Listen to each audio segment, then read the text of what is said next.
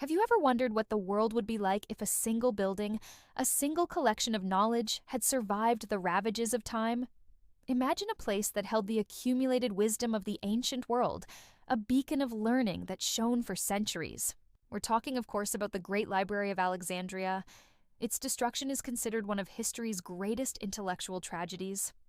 But what if it was never destroyed? What if that flame of knowledge was never extinguished? How different would our world be today? Let's travel back to ancient Alexandria, a bustling metropolis and the intellectual capital of the world. The library wasn't just a building with scrolls. It was a university, a research institute, and a magnet for the greatest minds of the age. Scholars like Eratosthenes, who calculated the circumference of the Earth with astonishing accuracy, and Aristarchus, who first proposed that the Earth revolved around the sun, worked within its walls. They weren't just guessing. They were doing science. The library housed detailed star charts, advanced mathematical treatises, and engineering blueprints for incredible machines, like the steam engine designed by Hero of Alexandria. Yes, a steam engine, nearly 2,000 years before James Watt. Now, imagine this library thrives. It continues to grow, its knowledge preserved, copied, and expanded upon. The fall of Rome still happens, but this beacon in Egypt shields ancient wisdom from the ensuing chaos in Europe. Instead of descending into the so-called Dark Ages, a period of intellectual stagnation, Europe would have had continuous access to Greek philosophy, Roman engineering, and advanced mathematics. The Renaissance, that great rebirth of art and science, might not have been a rebirth at all, but simply a continuation of progress. There would have been no need to rediscover lost texts because they were never lost. Think about the scientific implications. With Aristarchus's heliocentric model as the accepted standard, we could have bypassed 1,500 years of geocentric dogma.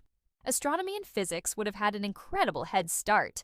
We might have had figures like Galileo and Newton centuries earlier, building upon a solid foundation rather than fighting to establish one. The steam engine, instead of being a novelty, could have been refined and developed, potentially kicking off an industrial revolution during the Roman Empire or the early Middle Ages. Imagine steam-powered aqueducts or even primitive locomotives 1,000 years ahead of schedule. Medicine would also be unrecognizable. The works of physicians like Herophilus, the father of anatomy, were stored in the library. He performed detailed anatomical studies, and his knowledge of the nervous and circulatory systems was centuries ahead of its time. Without the loss of these texts, medical science would have advanced far more rapidly. The development of sanitation, surgical techniques, and an understanding of diseases could have saved millions of lives throughout history, sidestepping centuries of guesswork and superstition.